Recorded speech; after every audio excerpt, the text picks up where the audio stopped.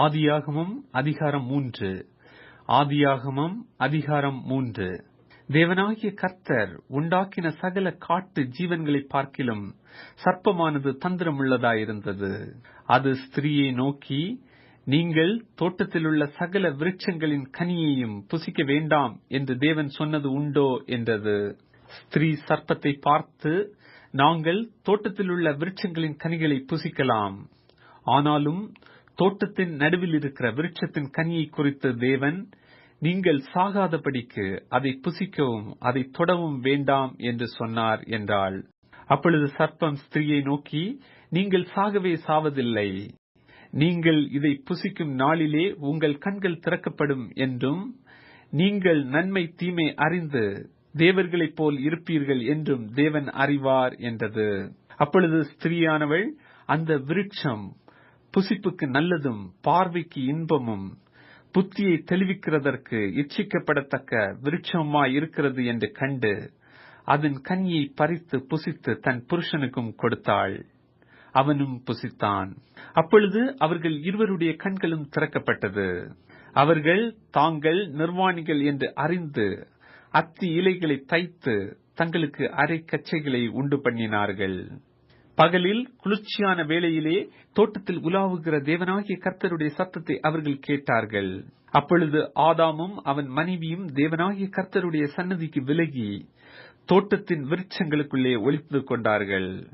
அப்பொழுது தேவனாகிய கர்த்தர் ஆதாமை கூப்பிட்டு, நீ எங்கே இருக்கிறாய் என்றார். அதற்கு அவன், நான் தேவரீருடைய சத்தத்தை தோட்டத்திலே கேட்டு நான் நிர்வாணியாய் இருப்பதினால் பயந்து ஒளிந்து கொண்டேன் என்றான். அப்பொழுது அவர், நீ நிர்வாணி என்று உனக்கு அறிவித்தவன் யார்?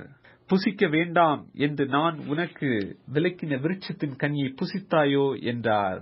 அதற்கு ஆதாம், என்னுடனே இருக்கும்படி தேவரீர் தந்த ஸ்திரீயானவள் அவ்விருட்சத்தின் கனியை எனக்கு கொடுத்தாள், நான் புசித்தேன் என்றான். அப்பொழுது தேவனாகிய கர்த்தர் ஸ்திரீயை நோக்கி, நீ இப்படி செய்தது என்ன என்றார். ஸ்திரீயானவள், சர்ப்பம் என்னை வஞ்சித்தது, நான் புசித்தேன் என்றாள். அப்பொழுது தேவனாகிய கர்த்தர் சர்ப்பத்தை பார்த்து, நீ இதை செய்தபடியால் சகல நாட்டு மிருகங்களிலும் சகல காட்டு மிருகங்களிலும் சபிக்கப்பட்டிருப்பாய். நீ உன் வயிற்றினால் நகர்ந்து உயிரோடு இருக்கும் நாளெல்லாம் மண்ணை தின்பாய். உனக்கும் ஸ்திரீக்கும் உன் வித்துக்கும் அவள் வித்துக்கும் பகையை உண்டாக்குவேன். அவர் உன் தலையை நசுக்குவார், நீ அவர் குதிகாலை நசுக்குவாய் என்றார்.